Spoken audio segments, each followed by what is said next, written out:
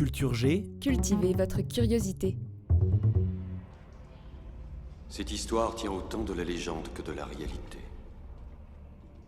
À la Révolution, quand les émeutiers s'emparèrent de la Bastille, ils découvrirent dans un registre cette inscription mystérieuse. Prisonnier numéro 6, 4, 3, 8, 9000. L'homme au masque de fer. le prisonnier le plus célèbre et le plus énigmatique de l'histoire de France, l'homme au masque de fer. Vous venez d'entendre les premiers mots du célèbre film de Randall Wallace où Leonardo DiCaprio incarne le mystérieux captif.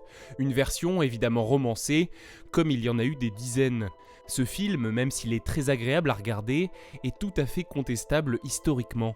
En revanche, une chose est absolument vraie et certaine, l'homme au masque de fer a bel et bien existé. Ça va t'étonner, mais c'est la vérité devant Dieu.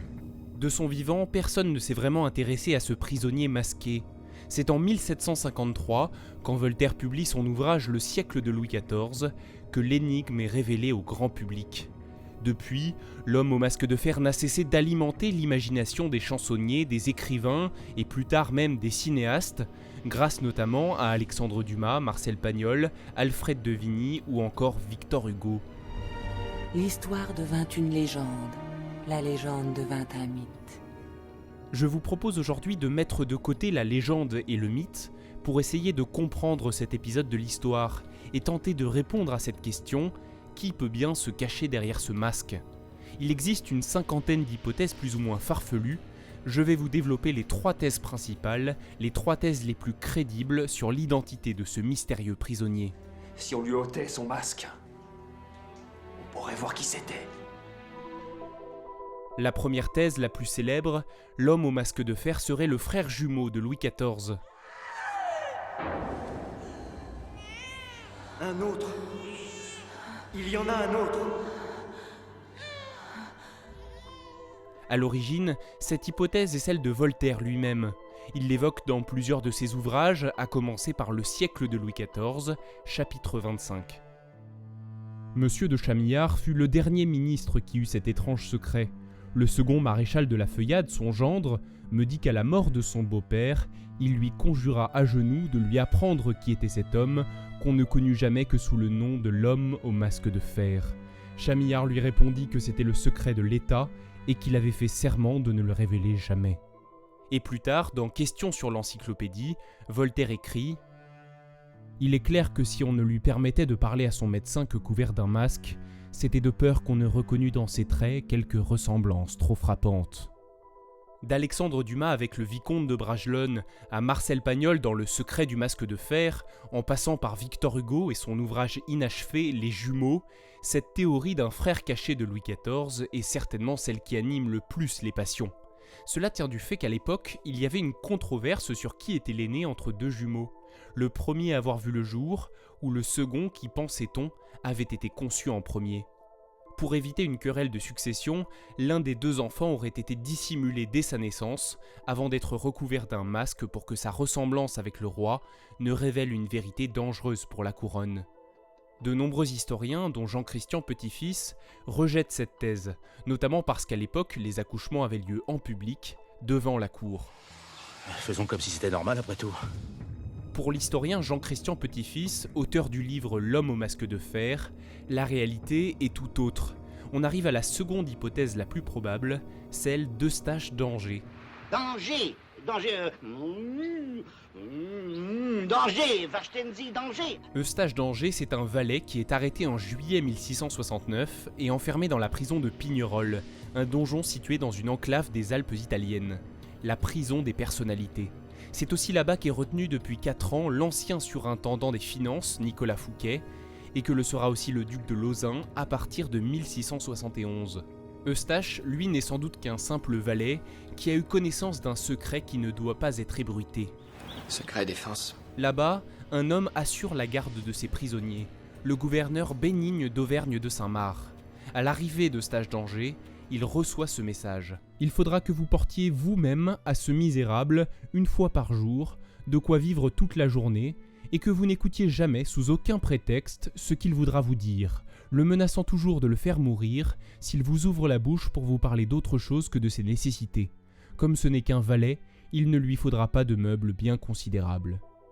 La théorie de Jean-Christian Petit-Fils, c'est qu'après la mort de Fouquet et la libération de Lauzun, le gouverneur Saint-Marc a perdu ses prisonniers les plus prestigieux.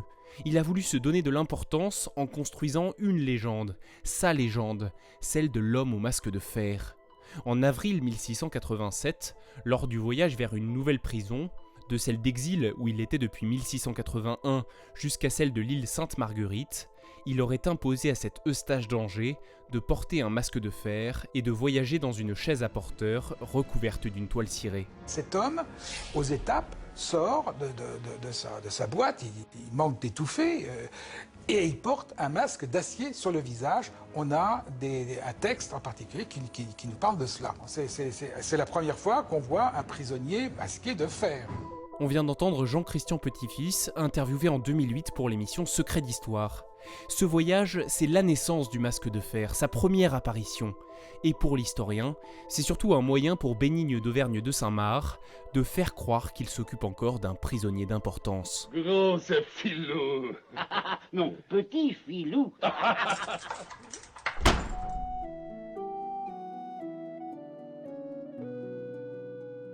La troisième hypothèse est une version alternative de la précédente, avec un postulat de départ, et si Nicolas Fouquet n'était pas vraiment mort à la prison de Pignerol en 1680.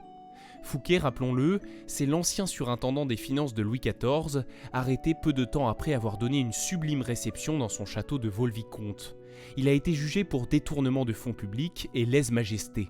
Et Louis XIV l'a envoyé dans une geôle de Pignerol, sous la bonne garde de Saint-Marc, avant qu'il n'y décède officiellement le 23 mars 1680.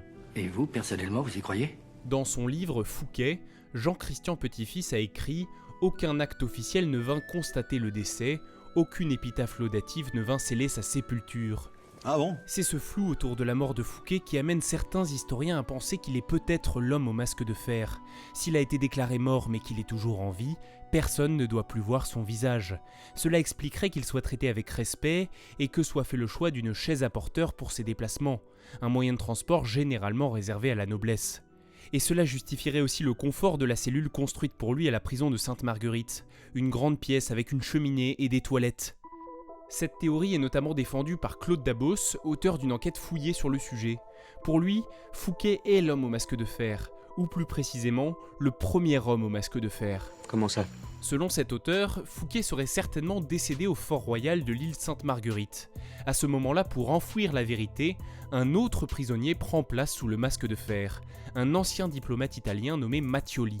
En 1694, Mattioli quitte la prison de Pignerol, où il était encore, pour celle de Sainte-Marguerite. Et la même année, il est déclaré mort. Faisons maintenant un bond dans le temps jusqu'en 1698. 4 ans plus tard a lieu le transfèrement à la Bastille de l'homme au masque de fer. Claude Dabos écrit sur le sujet. Quand Mattioli est transféré à la Bastille, tout est mis en œuvre pour que l'histoire retienne de lui qu'il était le fameux masque de fer de l'île Sainte-Marguerite. Pendant 5 ans, nombre de témoins peuvent observer ce prisonnier masqué de Sainte-Marguerite, dont le nom ne se dit pas, à l'allure encore jeune, se rendre à la chapelle de la Bastille d'un pas alerte. Quand l'homme au masque de fer emprisonné à la Bastille décède en 1703, c'est le nom de Marchioli qui est inscrit sur l'acte de décès.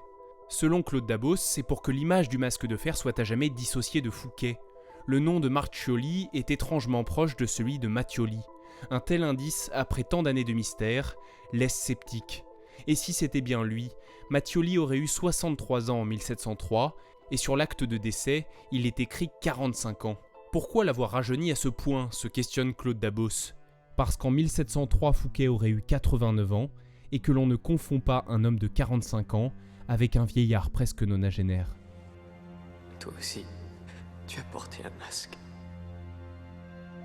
L'homme au masque de fer n'a évidemment pas porté ce masque toute sa vie, on dit parfois qu'il était couvert d'un masque de velours.